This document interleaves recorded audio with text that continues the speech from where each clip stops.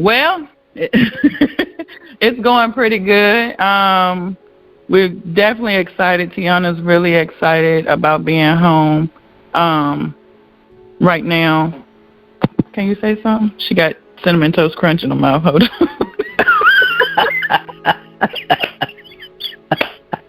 Wow. Wow. Good afternoon. Hey, hello? Woman of God. Hello there. Hi. Man, we're excited you made it home. I'm excited too.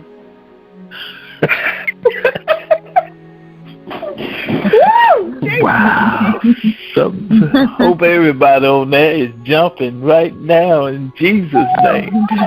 You got to be praising God.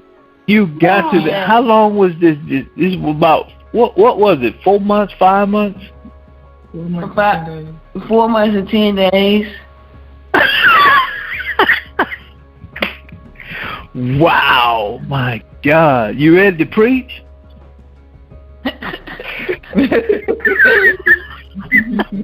I need to hold a microphone first.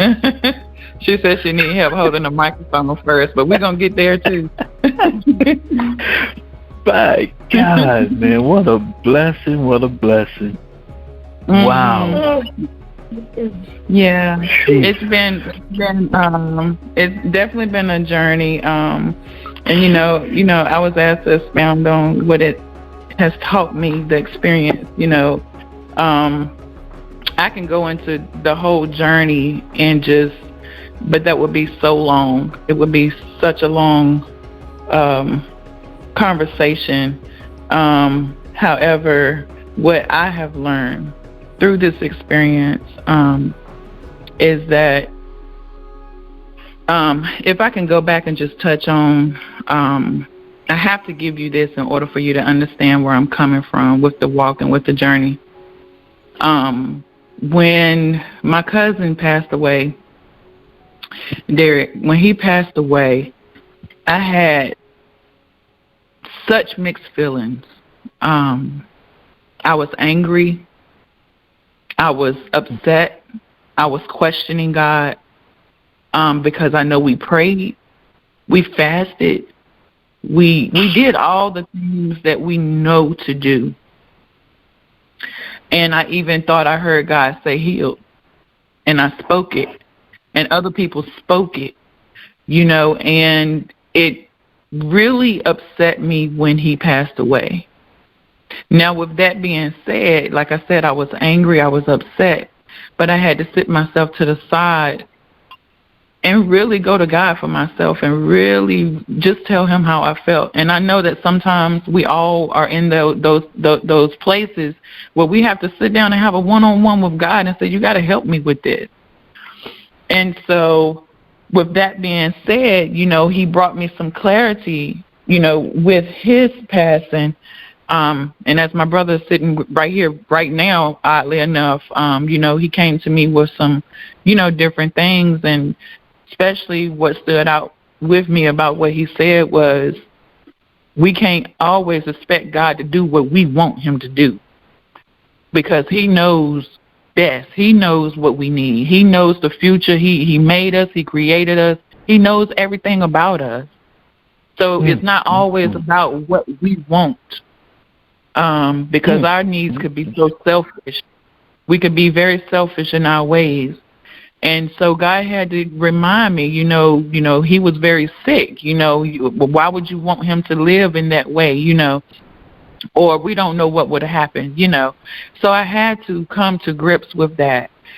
So that experience taught me how to just say, okay, God, you're in charge. And so when this happened to Tiana, first of all, we never think anything is going to hit home.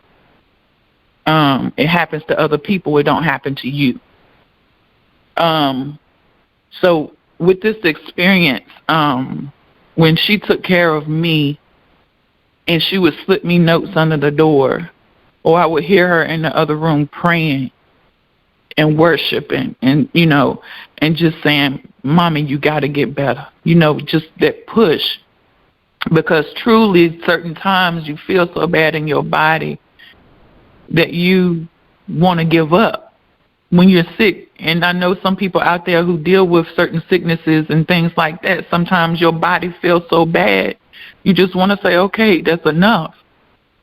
But that push that she gave and that faith that she gave and said, Mama, remember who you are. So when she went through, when she was battling those things, the experience of watching her lie there in that bed, helpless, unable to do anything, totally taught me how to just depend on God and trust whatever decision He made. And I feel like once I came to grips to say, okay, God, I'm going to believe that you are a healer. I'm going to believe that you can do the impossible. I'm going to stand on that. And what happened was she, with every bad report that came, every family meeting that came that said it is impossible, it struck me. It hit me like a ton of bricks. And I tell you why.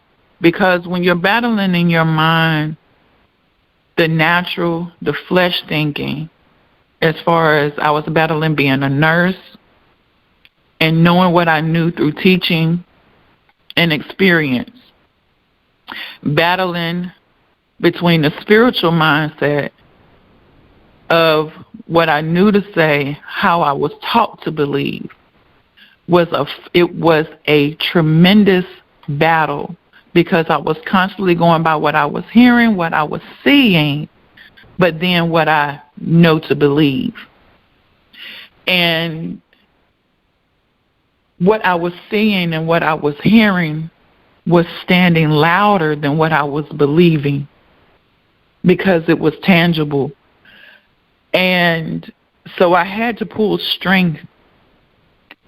So when you guys are talking about and what we're doing right now, this is why it's so vitally important that we join in this prayer. When we are talking about praying and unity in prayer and coming together in prayer, this experience has taught me you cannot play with prayer. You cannot play with your time, your intimate time with God, because for so many years, and I'm just going to be transparent, and I think I'm going to help some people by being transparent. For so many years, even being established as a minister, we go day by day. Everything is okay. You know, if things are going well, everything is okay, and we don't pray like we should. We don't give God the time that He deserves because everything is okay. And so when this hit, it taught me I had to pray. I had to go in prayer. I had nothing else but to trust and believe God. I had enough in me to pull out and say, I'm standing on faith and I'm not moving. But I didn't have enough in me to stand strong. So those are the times that I pulled on prayer. Those are the times that I read remarks coming in over the text messages when I was sitting up in the midnight hour on the side of the bed, not knowing what to do. A text message would come in the next morning by somebody saying, stay strong, stand strong. Somebody would call me and say, I'm just checking on you, stay strong. Those people who stood in the gap for us and prayed, and not just prayed 2-minute prayers, those of you who stood and prayed all night for her, prayed all night for us, stood in the gap and fasted for her and believed for her. Those things brought strength to me.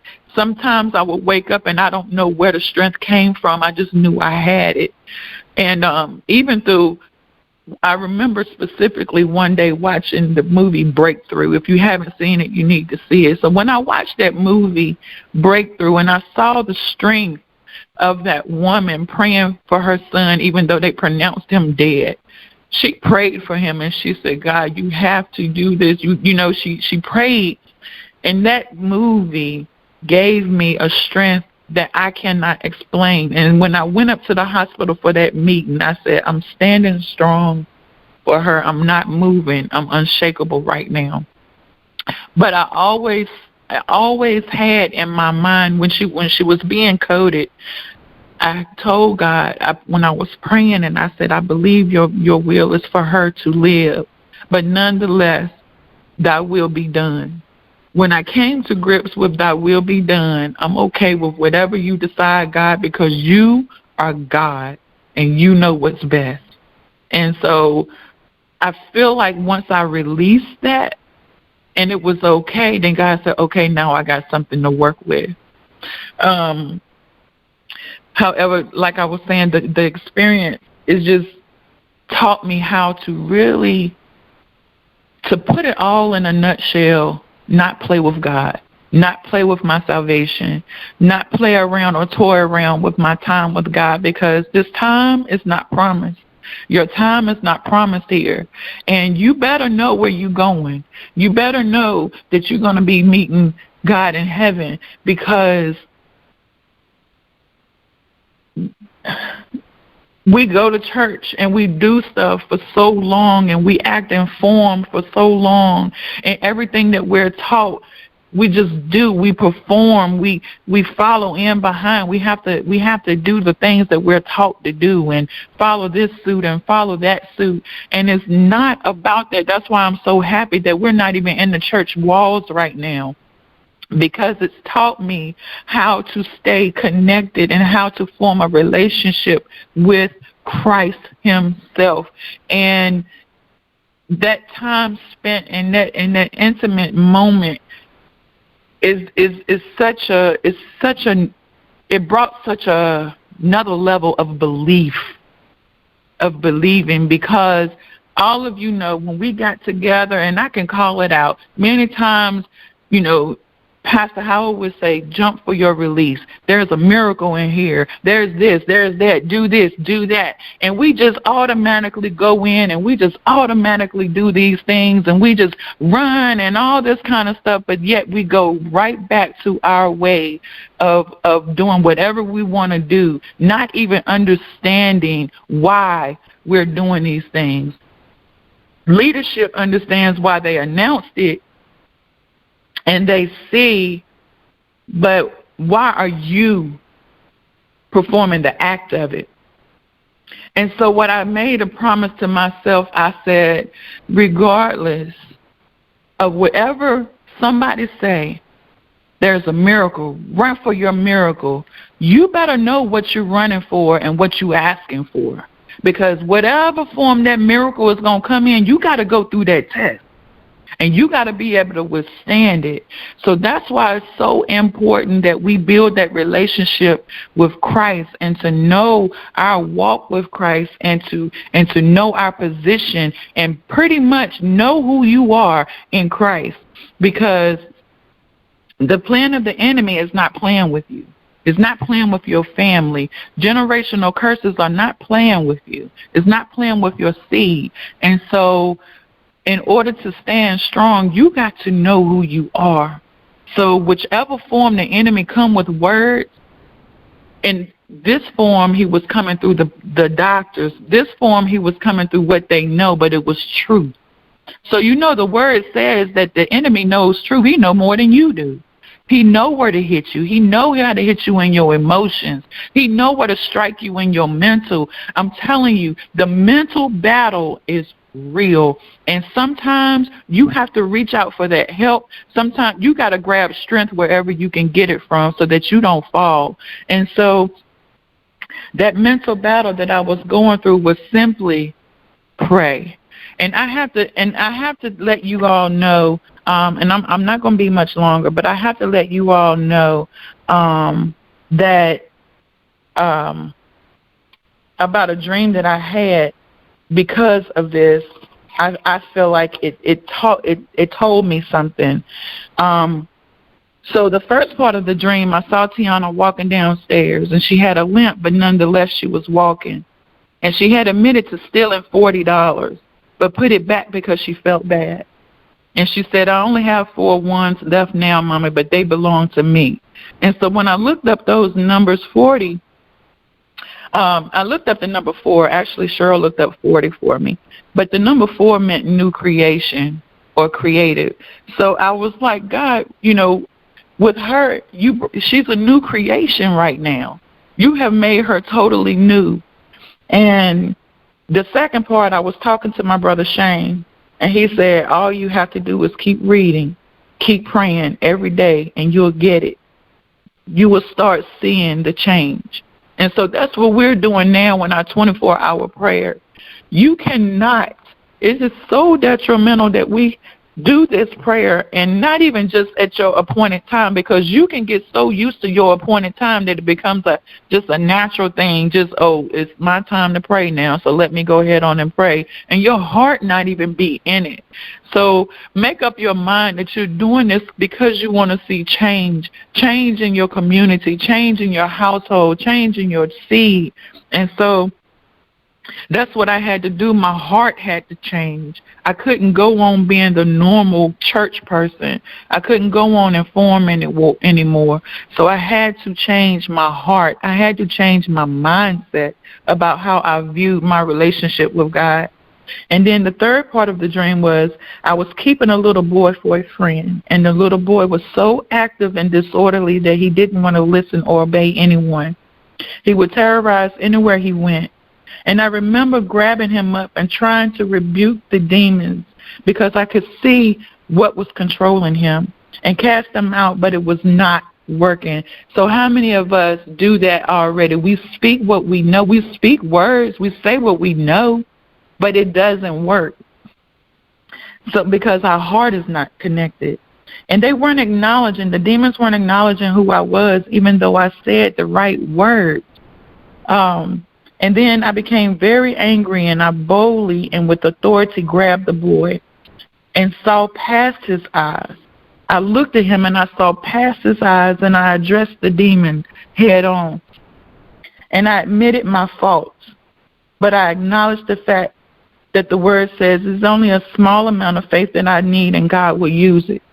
So it was like that small amount of faith that I had, I could address that demon because he no longer had any way to accuse me of anything that I did, because I admitted everything that I was, everything that I wasn't, but I admitted that I was a child of God, and I wasn't going to let go of God's hand, and I was going to keep moving and keep pushing forward and keep seeking God no matter what. So I commanded with force that the demon come out. And he had to obey because he had nothing to accuse me of. And I knew who I was. I couldn't see the demon, but it was as if I could watch him and know every move that he was doing. So he was invisible to me, but I knew his position. So that watching, what we're doing in the 24-hour prayer is so important, so you can know the strategy of the enemy. He was moving at a high rate of speed, searching for someone to enter. He couldn't enter back into that person because that person was covered, but he was running around. He was moving. The spirit was moving so fast to see who could enter. And he found a woman in labor and entered into her seed while still in the womb. So he's looking for any kind of gateway that he can get in. Anything that's not covered at the moment, he will enter into. That's why it's so important about this watch, this prayer. And I'll end it on this note, that be transparent with who you are. Be real with God. He already knows. Be real with other people around you. Don't act like you're at a level, and don't accept responsibilities on a level that you're not ready for, because you will be tried. Those things will come, and if you're not ready, you're going to get whooped. It's going to show you what you're not prepared for, that you haven't arrived yet. So I say this to say, seek God with all your heart. Make up your mind who you're going to serve this day, and be serious about your walk. If you're going to serve God, serve God. If you're not, if you want to still be in the world, be in the world, because that's where you're not going to be accepted in the kingdom anyway. So there's no need to play in church and out of church.